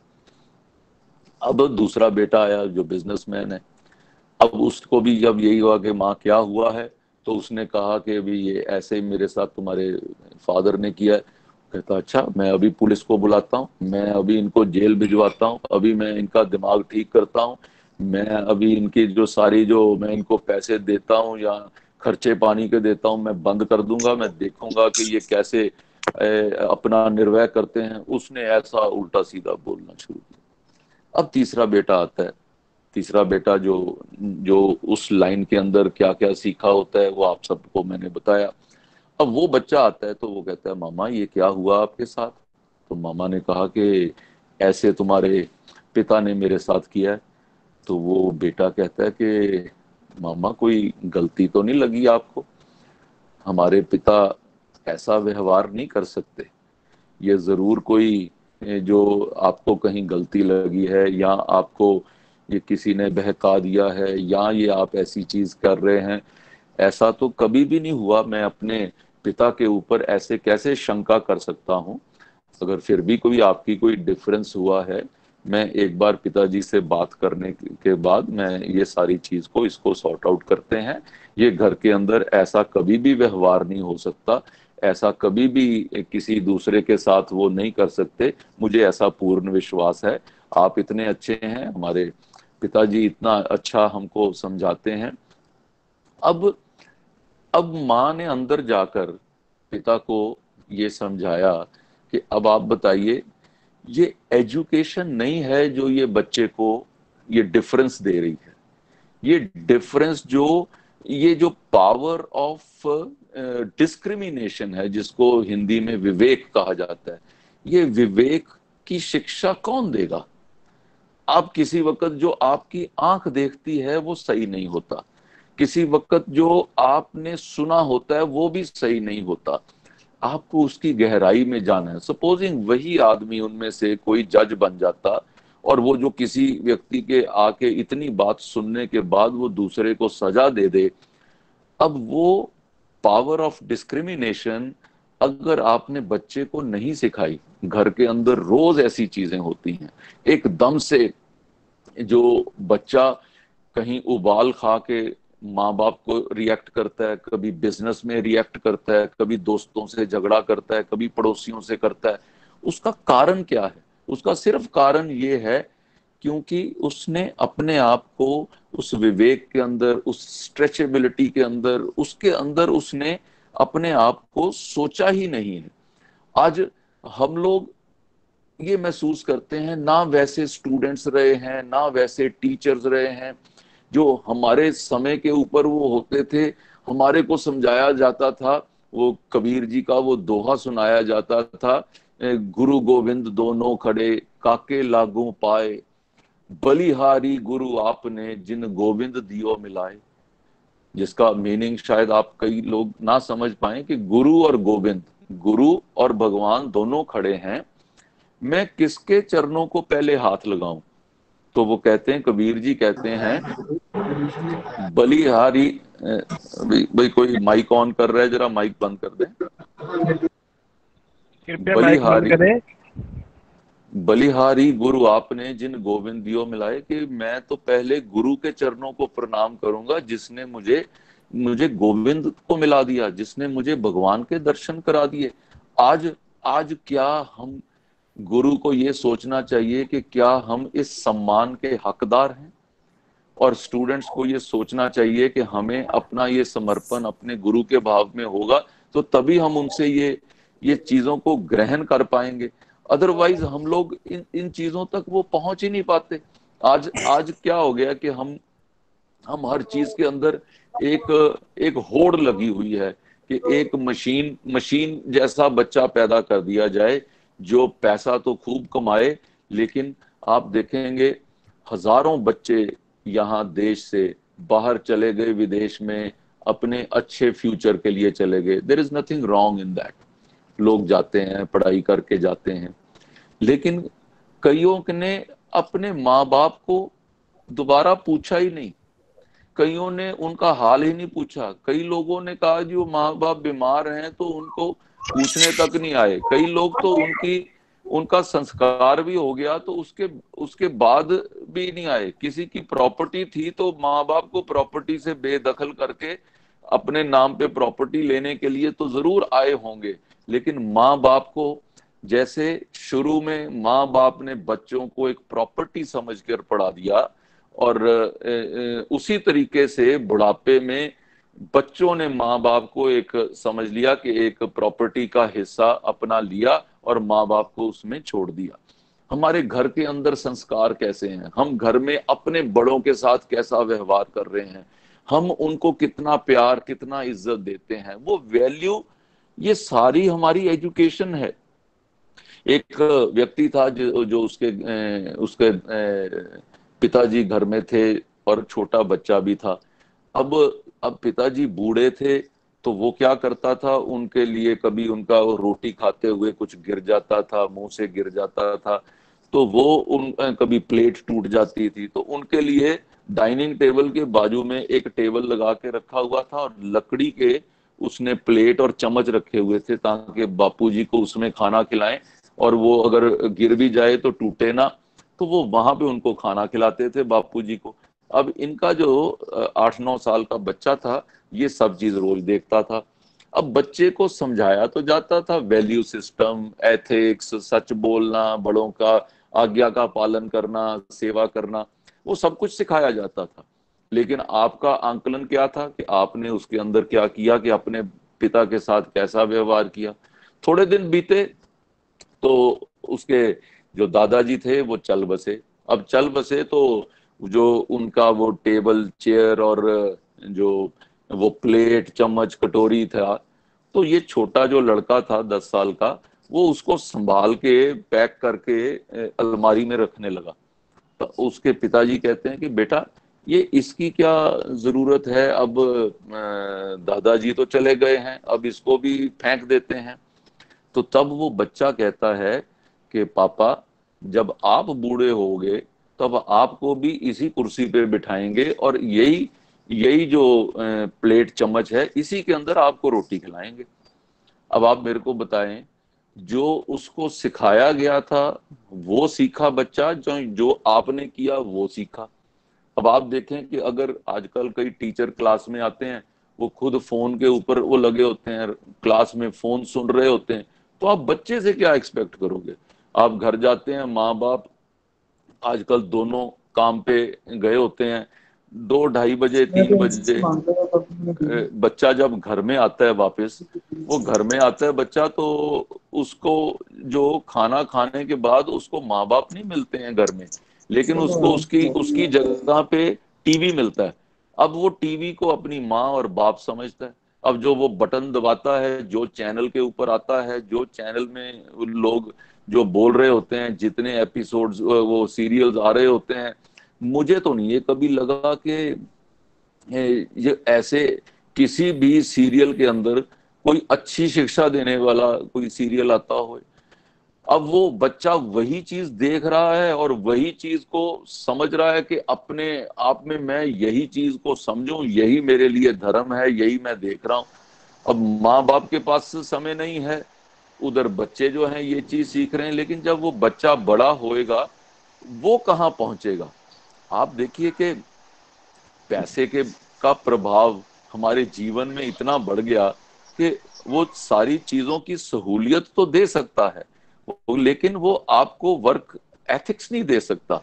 एक अंग्रेजी में कहा जाता है कि money comes and goes, morality comes and grows, कि जो मनी पैसा आएगा तो चला भी जाएगा, लेकिन अगर आपका वैल्यू सिस्टम, मोरालिटी, आपके एथिक्स, आपके संस्कार आएंगे, वो और ग्रो करेंगे आगे। क्या हमने उसका बीज बोया है, ये आज हमको ये देखना पड़ेगा कि इस बीज के ऊपर हमने कितना काम किया है। आज हर कोई व्यक्ति चाहता है कि हम लोग किसी ना किसी तरीके से ना क्विक रिजल्ट्स लें। क्विक रिजल्ट्स का मतलब है कि जिस तरीके से हम लोग मैगी नूडल्स जैसे हो गए के बाद 2 मिनट में सब कुछ वो तैयार हो जाए। कई चीजों को समझने के लिए समय चाहिए, कई चीजों को समझाने के लिए समय चाहिए। आज बच्चे के अंदर वो ठहराव कैसे आए, उसको ये इस चीज के लिए वो भी समझ आना चाहिए। एक जो कोई व्यक्ति किसी को, अब वो ऐसा लगता है कि आज इतनी बाहरी इंफॉर्मेशन के साथ हम भरे हुए हैं कि जब हमको कोई ऐसी कोई अच्छी चीज सिखाने की कोशिश करता है, तो हमारे पास वो सुनने के लिए और समझने के लिए हमारे पास उतनी सहजता नहीं है, उतना वक्त नहीं है, उतना ठहराव नहीं है। एक एक टीचर के पास एक बच्चा गया, तो उसने वहां पे उसको वो चाय परोसी उसने, तो टीचर के आगे वो चाय रखी, तो उसने कहा कि मैं अपने शिष्य को कहा कि बेटा मेरे को भी ये कैटल से चाय इसके अंदर डाल दो। तो वो डालने लगता है, तो जैसे वो भरने लगती है तो वो रुक जाता है। तो वो टीचर उसको बोलता है कि डालते जाओ। वो थोड़ी और डालता है, फिर वो उनके चेहरे की तरफ देखता है, वो डालते जाओ जब तक ये पूरी खाली नहीं हो जाती। वो डालता जाता है, डालता जाता है। अब वो कप में से चाय बाहर, प्लेट में से चाय बाहर, अब वो ट्रे के अंदर भी चाय भर गई, इतना डाल दिया। तो उसको लगा कि ये पता नहीं मेरा गुरु कैसा है, ये मेरे को क्या बता रहा है, मेरे को तो समझ नहीं आ रही, इतनी समझ नहीं है, सारी चाय वेस्ट कर दी। अब उसका गुरु कहते हैं, जो मैं तुम्हें समझाने की कोशिश कर रहा हूं, तुम कहते हो कि मेरे को सब कुछ समझा दो, लेकिन तुम अपने आप से इतना भरे हुए हो। आज दुनियावी इंफॉर्मेशन ने हमारे दिमाग को भर दिया है। वो कहते इसको पहले खाली करो, तभी आपको हम अच्छी चीज के ऊपर आपको साथ में लेकर जाएंगे। कि आपका कप जो है वो तो भरा ही हुआ है, मैं उसको उसके अंदर डालूंगा, जो भी डालूंगा वो तो बाहर ही गिरना है। जब तक आप अपने सिस्टम का कप खाली नहीं करते, आपने उसके अंदर इंफॉर्मेशन भर ली इतनी। आज आप बच्चे को आप पूछें तो वो आपको इंफॉर्मेशन तो सारी दुनिया की दे देगा, लेकिन उसकी नॉलेज की कमी हो जाएगी। आईक्यू, उसका इंटेलिजेंट क्वोशंट जो है वो ऊपर हो जाएगा, लेकिन उसकी विजडम जो है वो नीचे रह जाती है। अब आप इसका अर्थ आप समझ सकते हैं, आप सब लोग पढ़े लिखे हैं। आईक्यू क्या है और नॉलेज क्या है, आप विजडम क्या है, ये दोनों का मतलब, इसका फर्क आप देख पाएंगे। मुझे लगता है कि ये सारी चीजों के बीच में हमें इस चीज का ध्यान रखना पड़ेगा कि हम आज बच्चों को कहां पर लेकर जा रहे हैं, क्या उनको लेकर जाना चाहते हैं, और किस तरीके से हमें उनको अपने आप को समझने के लिए कुछ टोटके बताने होंगे, कुछ उनको उनको समझाना पड़ेगा।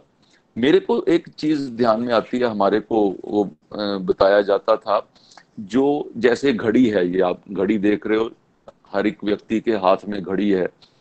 घड़ी के स्पेलिंग जो है वॉच। इस वॉच के साथ अगर आप इस स्पेलिंग के साथ अगर थोड़ा सा जुड़ के इसको देखें, हमें अपने आप को संभालने के लिए अगर ये 5 लेटर्स जो हैं, इन लेटर्स के साथ अगर आप अपना कंट्रोल कर लेते हैं, मुझे लगता है कि आप जरूर अपने जीवन में आगे बढ़ पाएंगे। जैसे वॉच के वर्ड्स हैं, first is watch your words, पहले डब्ल्यू आता है, तो डब्ल्यू से है वॉच योर वर्ड्स।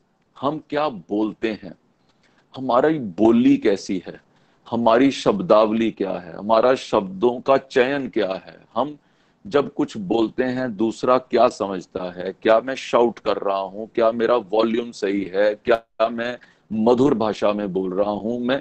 तो वॉच योर वर्ड्स जो हैं, आप अगर उतना ध्यान रखते हैं तो आपका जीवन का संचालन बेटर हो सकता है।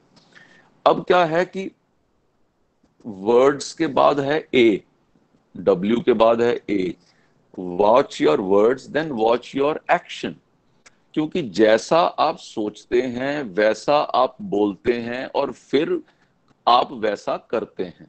इसलिए आपको सोच संभालनी पड़ेगी, क्योंकि सब कुछ, जैसे मैंने इनर नेट पहले बोला था, आपको अपनी सोच संभालनी होगी। आपको तभी आपका ये वर्ड संभलेंगे, तभी आपका action संभलेगा।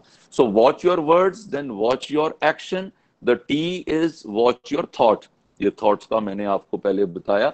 And then the C comes is watch your character. हमारा कैरेक्टर कैसा है, हमारा चरित्र क्या है, क्या आप बच्चे का चरित्र निर्माण कर रहे हैं, क्या उसको लगता है कि चोरी का पैसा और कमाई के पैसे का फर्क उसको इसका मालूम करा दिया आपने। आपने उसका करेक्टर ये बना दिया कि मेरे को पैसा कमाने के लिए मैं किसी का मर्डर कर सकता हूं या मैं किसी का जो है हेल्प कर सकता हूं। आज कई कई लोग 1000 रुपए के लिए खून कर देते हैं, तो उसका मतलब क्या है?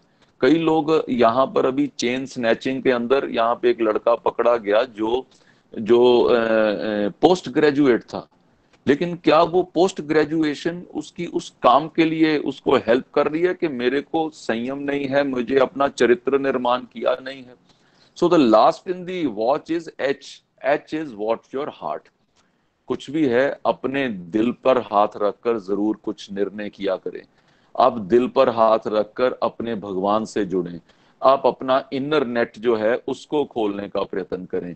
भगवान जो आपके अंदर है, जो यहाँ पर समाया है, हर एक किसी का भगवान अपना अपना हो सकता है, लेकिन अपने भगवान को तो देखो कि भाई मैं जो ये काम करने जा रहा हूँ, जो मैं ये बोल रहा हूँ, जो मैं व्यवहार कर रहा हूँ, क्या मेरा भगवान, मेरा इष्ट, मेरा रब, मेरा खुदा क्या इसको अलाउ करेगा? अगर वो मेरे को ठीक कहता है तो मैं ठीक हूं। हमने अपने हार्ट को कभी देखा ही नहीं, हमने सब टाइम अपने ना दिमाग का इस्तेमाल किया कि ये रिश्ता मेरे को तब तक निभाना है जब तक मुझे पैसे मिलते हैं, ये रिश्ता मेरे को तब तक चलाना है जब तक मेरा उल्लू सीधा होता है, जब तक मेरा कार्य होता है। मैं सेल्फिश बच्चा प्रोड्यूस कर रहा हूं? क्या मैं ऐसा बच्चा प्रोड्यूस कर रहा हूं कि क्या उसको दूसरे की मदद का भाव मैंने उसको दिया है या नहीं दिया है? आज आप ये चीज को देखें। सो वॉच को आप ध्यान में रखिएगा। Watch your words, watch your action, watch your thought, watch your character and watch your heart. अगर हम इस चीज का ध्यान रखते हैं तो मुझे लगता है कि हम लोग कहीं ना कहीं एक अच्छे भाव से एक एक चीज को, एक बंदे को हम लोग प्रोड्यूस कर रहे हैं। अपना, मैंने पीछे अभी मेंशन किया था कि अपना वेशभूषा, भाषा, भजन, उसका ध्यान अपना, साथ साथ अपना भारत भी है। हमारा भारत जो है उसके अंदर इतनी विविधताओं के बावजूद भी हमारा भारत जो है दुनिया के अंदर सबसे बेहतर जो जगह मानी जाती है। विवेकानंद जी कहते थे कि अगर मेरे को 100 जन्म भी लेने हो तो ये मातृभूमि मुझे यहीं पे जन्म मिले, मैं यहीं पे ये सेवा कर सकूं।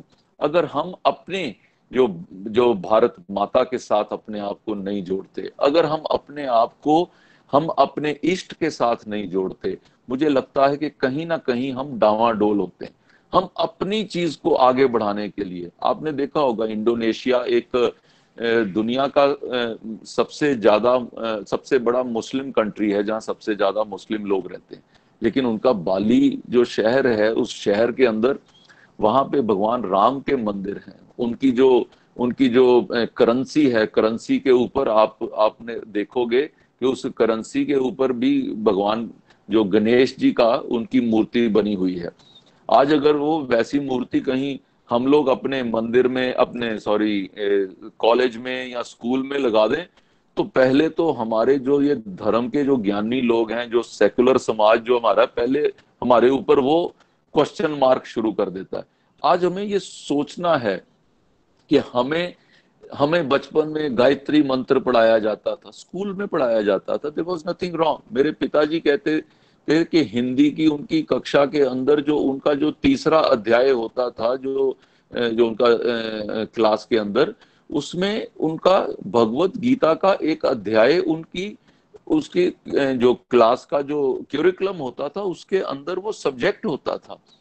आज हमने सिर्फ इस आड़ के अंदर के हमने धर्म को बाहर निकालना है अपने जीवन में से, हमने उस आड़ के अंदर अपने बच्चों को खो दिया है, हमने अपने आने वाली नस्ल को खो दिया है, हमने अपने आने वाली जो जनरेशन्स है, हमने उसको अपने एरिया के साथ जुड़े रहने के लिए, उसको उस प्रेरणा को देने के लिए से हम लोग दूर हट गए हैं। सो मुझे लगता है कि शर्मा जी, मेरे पास कितना समय है? लगभग 1 घंटा हो गया है। जो should I wrap it up and मैं 5 मिनट में खत्म कर दूं? कैरी ऑन सर, 5-10 मिनट जितने भी रिक्वायर्ड है, मजा आ रहा है, ऑल आर डूइंग एंजॉय। तो मेरा मेरा कहने का भाव है कि हम लोग की एजुकेशन में आप सब लोग जो टीचर्स हैं, कृपया जरूर लिखिएगा कि बच्चों को 5 तरह के स्किल्स की जरूरत होती है। वो स्किल्स क्या हैं?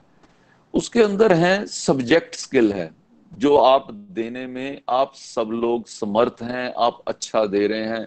सब्जेक्ट स्किल के बारे में मैं कुछ नहीं बोल सकता, सब लोग अपने अपने सब्जेक्ट के एक्सपर्ट हैं। दूसरा आता है उसके प्रोफेशनल स्किल्स हैं। अब प्रोफेशनल स्किल्स के अंदर भी जब बच्चा प्रोफेशनल एजुकेशन में जाता है, जो डॉक्टर्स में या चार्टर्ड अकाउंटेंट में, जो एडवोकेट है, इंजीनियर है, तो उसकी वो प्रोफेशनल एजुकेशन के स्किल्स हैं, वो भी उसको देने वाले लोग परफेक्ट हैं, वो बहुत क्वालिफाइड हैं। लेकिन जो स्किल हमें चाहिए, एक सोशल स्किल है। क्या हम सोशल स्किल बच्चे को आज दे रहे हैं? सोशल स्किल का क्या है? आज बच्चे को हम ये बताते हैं कि क्या भाई, हमें पानी वेस्ट नहीं करना चाहिए। क्या ये आपके क्यूरिकुलम का हिस्सा होना चाहिए? आज बच्चों को ये बताया गया कि सफाई रखनी है। आपने देखा होगा पिछले 5 साल में ये सफाई का अभियान जो है, स्वच्छ भारत का अभियान जो हमारे प्रधानमंत्री जी ने शुरू किया, वो अभियान के माध्यम से आज छोटे बच्चे को भी ये आइडिया हो गया कि भाई मेरे को सफाई रखनी है। मैं हैरान था कि एक दिन मैं गाड़ी में जा रहा था, तो मेरे साथ एक गाड़ी आके रुकी और उसमें जो आदमी चला रहा था, उसने एक लिफाफा, कुछ खाने पीने का सामान के जो लिफाफे, वो डब्बे उसने रोड पे फेंक दिए। मैंने शीशा नीचे किया और मैंने उसको कहा हाथ जोड़ के कि भाई साहब, ये आप क्यों गंद डाल रहे हैं यहाँ पे? आप हैरान होंगे सब। उसके पीछे ना उसका 8-9 साल का बच्चा बैठा हुआ था पीछे, माँ बाप आगे बैठे हुए थे। तो वो बच्चा कहता है, पापा मैं तानू क्या सी ना कि गंद बाहर ना सुटो, एक गलत गल है जो तुसी कर दो। अब ये बच्चे का ऐसा कहना कि आप ये गलत हो, आज ऐसे बच्चे प्रोड्यूस करने पड़ेंगे आपको जो बड़े भी गलतियां कर रहे हैं। तो ये अध्यापकों की जिम्मेवारी बनती है कि बच्चा जाके माँ बाप को कहे, आपका ये जो गंद डालना है ये गलत है, पानी आप वेस्ट करते हो तो ये गलत है, इलेक्ट्रिसिटी आप वेस्ट करते हो तो ये गलत है। ये दीज आर सोशल स्किल्स जिससे समाज का निर्माण होता है। ये समाज के निर्माण के लिए हैं, ये जिसको सोशल स्किल्स कहा जाता है। आप सब लोग अगर इसका ध्यान रखें, मैं क्योंकि समय के उसके अंदर मैं पूरा उसको डिटेल के अंदर नहीं जा रहा हूं। देन जो चौथा स्किल आता है वो है सेल्फ हेल्प स्किल्स। क्या हम कभी भी बच्चे को सेल्फ हेल्प स्किल्स सिखाते हैं? मैंने वर्णन किया उन समस्याओं का किस तरह से हो सकती हैं, प्रेशर्स हैं, फ्लेक्सिबिलिटी है, स्ट्रेस है, जो टेंशन है। ये सारे वर्ड्स अगर आप साथ में जोड़ लें, तो ये जो सुइसाइड्स हैं, ये कभी जो वैल्यूज ऑफ लाइफ हैं, ये टेंशन की हैंडलिंग है, ये कंसंट्रेशन कैसे बढ़ानी है, आपको स्ट्रांग कैसे बनाना है, मेंटली स्ट्रांग कैसे करना है। क्या कोई मेडिटेशन क्लास कभी आप कराते हो कि चलो बच्चों आज क्लास में बैठ के पिन ड्रॉप साइलेंस होगी, कोई कुछ नहीं बोलेगा, आप अपना ध्यान यहाँ पर केंद्रित करो और अपने आप को बिल्कुल रिलैक्स करना है। आपने ये मेडिटेशन के स्किल अगर आप देना शुरू करो, योग के स्किल देना शुरू करो। आज दुनिया के 197 देश योग के पीछे आ गए। हमारे सेकुलर जो वादियों ने क्या किया, योग को लिंक कर दिया कि ये हिंदू पद्धति है। अरे भाई, ये दुनिया की बेटरमेंट के लिए है। आज दुनिया ने उसको पकड़ लिया है कि योग करना से आपका जीवन, आपका जो आगे का जीवन है, आपका शरीर आत्मा, उसका मिलन जो है, उसके साथ आप अपने मन, शरीर और आत्मा को एकाग्र कर सकते हो। क्या हमने वो सेल्फ हेल्प में बच्चे को सिखाया? क्या उसको मेडिटेशन सिखा दी? क्या उसको हमने योग करना सिखा दिया? क्या हमने उसको ये सब टेंशन्स को हैंडल करने का उसको तरीका सिखा दिया? दोस्तों, मुझे लगता है कि इसकी आज बहुत ज्यादा आवश्यकता है। और स्पेशली जब आपके ये डिजिटल क्लासेस चल रही हैं, आपके लिए तो बहुत आसान है, आप अपने सब स्टूडेंट्स को इकट्ठा करें और उनको बोलें चलो आज हम लोग मेडिटेशन पे बात करेंगे, आज हम सेल्फ हेल्प की क्लास लगाएंगे, आज आज सब्जेक्ट के ऊपर नहीं होएगी, आज प्रोफेशनल नॉलेज नहीं होएगी, आज इसकी होएगी। क्या वो बच्चे की जरूरत नहीं है? क्या वो इस शरीर की जरूरत नहीं है? क्या वो इस आत्मा की जरूरत नहीं है? सो ये सेल्फ हेल्प है। और पांचवा जो सबसे इंपॉर्टेंट है, which is called ethical skills. ये मैं दोबारा रिपीट कर देता हूं अगर कोई लिखना चाहे। तो पहला है सब्जेक्ट स्किल, दूसरा प्रोफेशनल स्किल्स, तीसरा है आपका सोशल स्किल्स, चौथा है सेल्फ हेल्प स्किल्स और पांचवा है एथिकल स्किल्स। अब एथिकल स्किल आपके कहां पे आते हैं? एथिकल स्किल्स आपके यूज में आते हैं जब आप किसी क्रॉस रोड पे जाते हो। क्रॉस रोड पे जाते हैं कि जहां आपको ये डिसाइड करना है कि सही क्या है और गलत क्या है। क्या मैं चोरी करके आगे बढ़ जाऊं? क्या मैं ताला तोड़ के आगे बढ़ूं? या मैं ताले को जो है सही हाथों से मैं सही चाबी लेकर आकर मैं उसका इस्तेमाल करूं? क्या मेरा पैसे कमाने का जरिया ठीक है? क्या मैं किसी के साथ फ्रॉड तो नहीं कर रहा हूं? क्या मैं कहीं पर जाकर मैं अपने इकोसिस्टम के विपरीत तो नहीं काम कर रहा हूं? आपने देखा होगा आज कोई जो मिर्च बेचने वाला वो मिर्च के ऊपर रंग कर रहा है। आज सेब बेचने वाला वो जो सेब कच्चे सेब होते हैं उसके ऊपर रंग करके वो सेब बेच रहा है। सब्जियों के ऊपर कोई ऐसा किया जा रहा है। पनीर के बारे में कह रहे हैं कि वो पनीर ऐसा बनाया जा रहा है।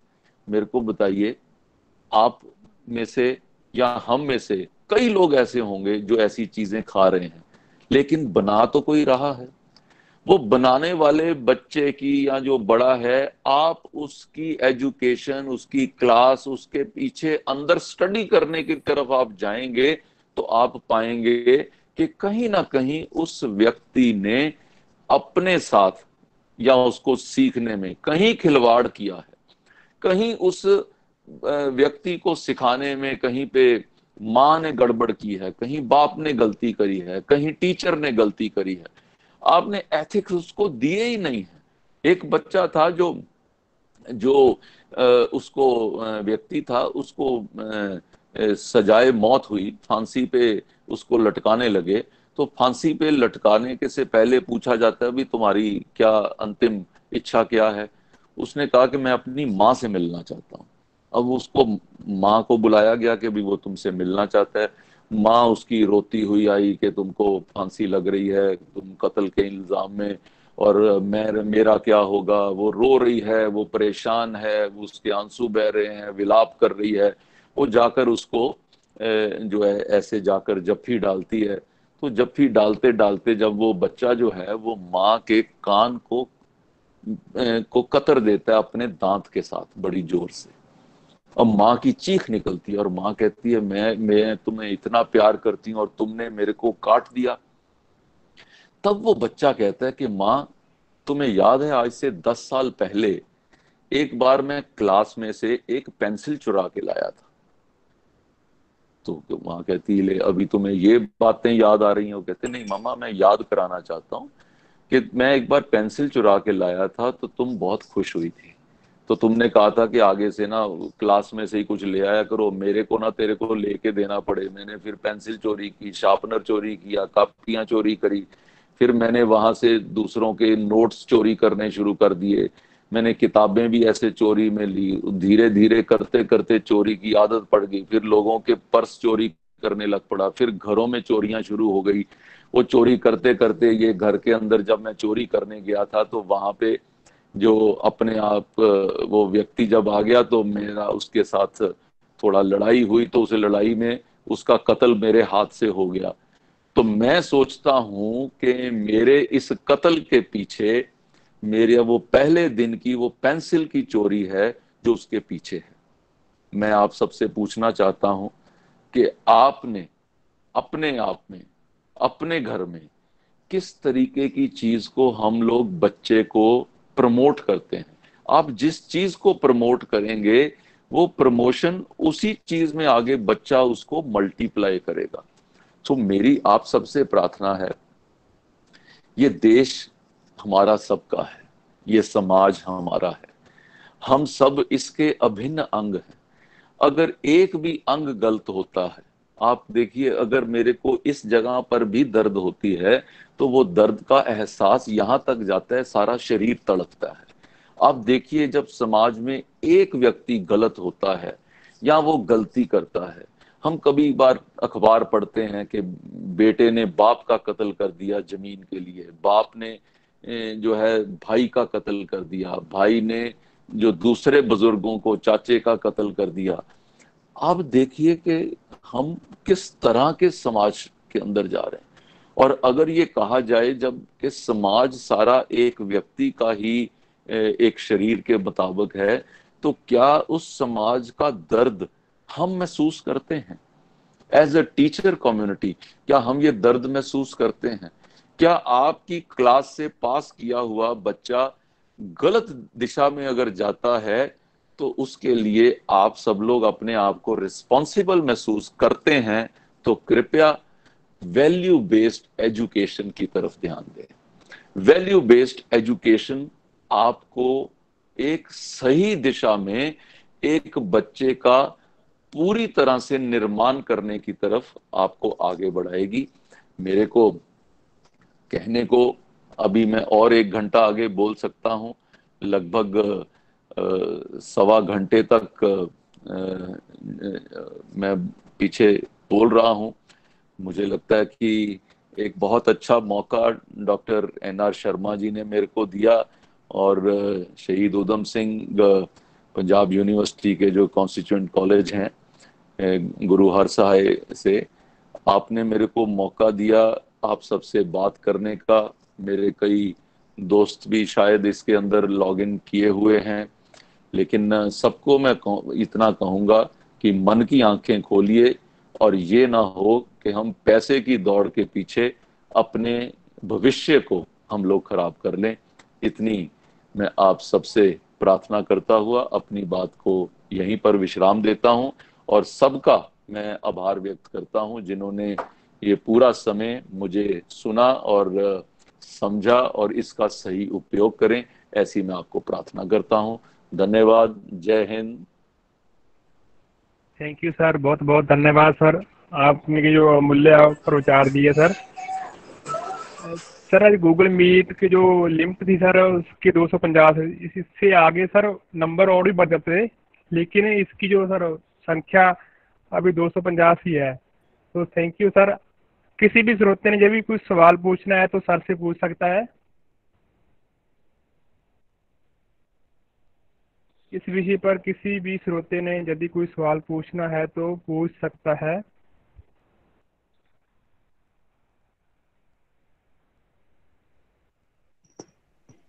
हेलो जी सर पूछिए। सर मेरा सर ये आपने इतनी अच्छी तरह से, एक तो सबसे पहला पॉइंट है कि टीचर्स की रिस्पेक्ट करी, we are thankful for that. And second thing, आपने इतनी अच्छी तरीके से वैल्यूज को समझाया है कि मेरा ख्याल है किसी के पास ये क्वेश्चन ही नहीं रहा होगा कि उसका कोई पूछा जाए, क्वेश्चन ही पूछा जाए किसी पॉइंट के ऊपर। बहुत बढ़िया। You are right ma'am. Very grateful to you. Thank you so much sir. Thank you ji, thank you.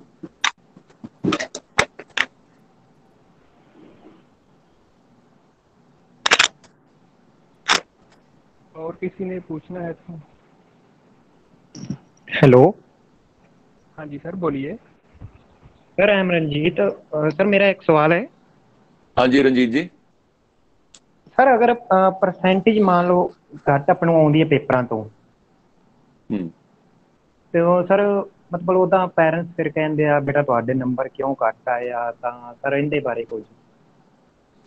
ਮੈਂ ਇਹਦੇ ਬਾਰੇ ਗੱਲ ਕੀਤੀ ਸੀ ਕਿ ਆਪਣੇ ਬੋਲਦੇ ਹੋਏ ਕਿ ਅੱਜ ਬੱਚਿਆਂ ਨੂੰ ਸਿਰਫ ਪਰਸੈਂਟੇਜ ਦੇ ਨਾਲ ਲਿੰਕ ਨਹੀਂ ਕਰਨਾ ਚਾਹੀਦਾ, ਕਿਉਂਕਿ ਜ਼ਰੂਰੀ ਨਹੀਂ ਹੈ ਕਿ ਹਰ ਆਦਮੀ ਪਰਸੈਂਟੇਜ ਦੇ ਵਿੱਚ ਹੀ ਜਾ ਕੇ ਅੱਗੇ ਵੱਧਦਾ ਹੈ। ਕੋਈ ਬੰਦੇ ਨੂੰ ਕੰਮ ਕਰਨ ਦੇ 36 ਹੋਰ ਵੀ ਤਰੀਕੇ ਹੈਗੇ ਆ ਅੱਗੇ ਵਧਣ ਦੇ।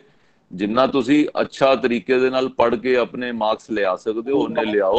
और ਮੇਰੀ ਜਿਹੜੀ ਸਾਰੀ ਗੱਲ ਸੀਗੀ ਹੈ ਸਿਰਫ ਬੱਚਿਆਂ ਨੂੰ ਐਡਰੈਸ ਕਰਨ ਵਾਲੀ ਜਾਂ ਟੀਚਰਸ ਨੂੰ ਐਡਰੈਸ ਕਰਨ ਵਾਲੀ ਨਹੀਂ ਹੈ, ਪੇਰੈਂਟਸ ਨੂੰ ਵੀ ਮੈਂ ਐਡਰੈਸ ਕੀਤਾ ਨਾਲ। Thank you sir. जी थैंक यू सर।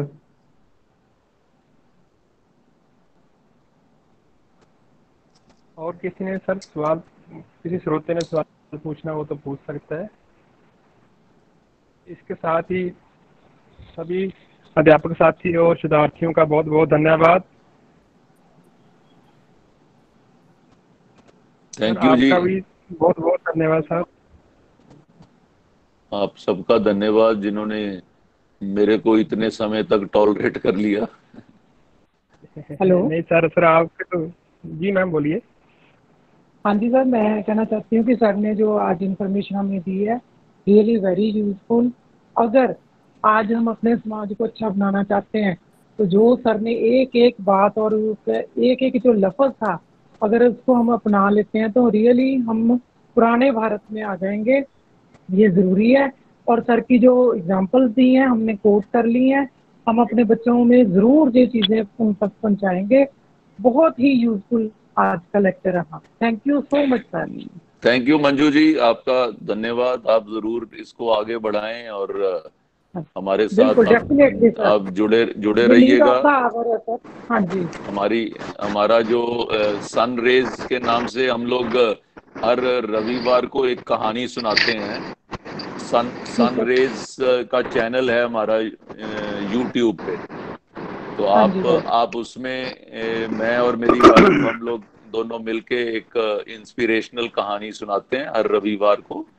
आप उस पे सब्सक्राइब करें और आप जुड़े रहें और अपने स्टूडेंट्स को भी आगे बढ़ाएं। बिल्कुल थैंक यू जी। सर मैं पुनीत मदान, हाँ जी पुनीत जी, हाँ जी पुनीत जी, सेक्टर 41D से। I am a home science mistress over there and sir but मैं एक चीज कहूंगी, आगे से ये लफ्ज ना बोलिए मेरे को यहाँ पे जिन सभी श्रोतों ने बियर करा। सर ये तो बियर करने वाली बात ही नहीं थी सर, जितना आप नॉलेज दे रहे हैं इसके अंदर ये लफ्ज ना दोबारा कभी भी कहीं पे भी यूज करिए। Thank you ji, thank you Puneet ji, thank you ji. अब मैं अपने कॉलेज के आदरणीय principal doctor NR Sharma ji को बुलाना चाहता हूँ। Doctor NR Sharma ji. Dear friends, colleague, जो भी audience, student, teacher, professor, Sanjay Tandon साहब ने वैसे एक्चुअल में जिस तरीके की सोशल इंजीनियरिंग की आज जरूरत है समाज को, सोसाइटी को, नेशन को, इतने सुंदर शब्दों में लगता नहीं कि पैसे सर आप चार्टर्ड अकाउंटेंट हैं, लगता ही है कि आप तो शायद एक बड़े अच्छे रिनोड एजुकेशनिस्ट की कैटेगरी में आते हैं। क्योंकि ये जो सोशल इंजीनियरिंग का कंसेप्ट जितने शानदार ढंग से आपने दिया है, ये 5 स्किल्स हैं जिंदगी को कंप्लीट करने के लिए। बड़े सटीक सुंदर शब्दों में आपने वॉच वर्ड को, अगर ये 5 चीजें वॉच वर्ड को ये हम ले लें, watch your words, watch your action, watch your thought and watch your character and watch your heart. Education के मेजर जो 3 रूट्स माने जाते हैं सर, ये 3 रूट्स में से एक सारे के सारे इनमें फिलोसफी, साइको, सोशियो, तीनों की तीनों रूट बड़े सुंदर ढंग से आपने टच किए। और जहाँ तक मेरा आइडिया है, जो भी ऑडियंस बैठी हुए है, जो भी स्टेक होल्डर्स हैं, चाहे स्टूडेंट है, टीचर है, पेरेंट्स है, सारे के सारे जो आपका लेक्चर डिलीवर किया है वैल्यूज के ऊपर, सोसाइटी को, कम्युनिटी को इस तरीके के लेक्चर्स की, इस तरीके के संस्कारों की बाकी जरूरत पड़ रही है। रीजन डे बाई डे आप कहीं भी देखें इस तरीके के इंसिडेंट, घटनाएं हो रही हैं कि उस घटना की वजह माना यह जाता है कि पेरेंट्स सबसे पहले होते हैं, दूसरे नंबर पर टीचर्स होते हैं, तीसरे नंबर पर जो आपका एनवायरनमेंट है वो होता है। मैं टंडन साहब का, मेरे पास शब्द नहीं है कि इन शब्दों में आपका आभार प्रकट करूं।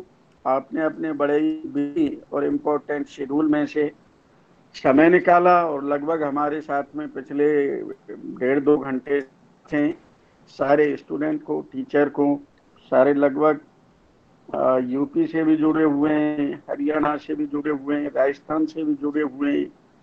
मैसेज बॉक्स में रीड कर रहा था, सारों का एक ही है कि वंडरफुल एंड इंफॉर्मेटिव सेशन।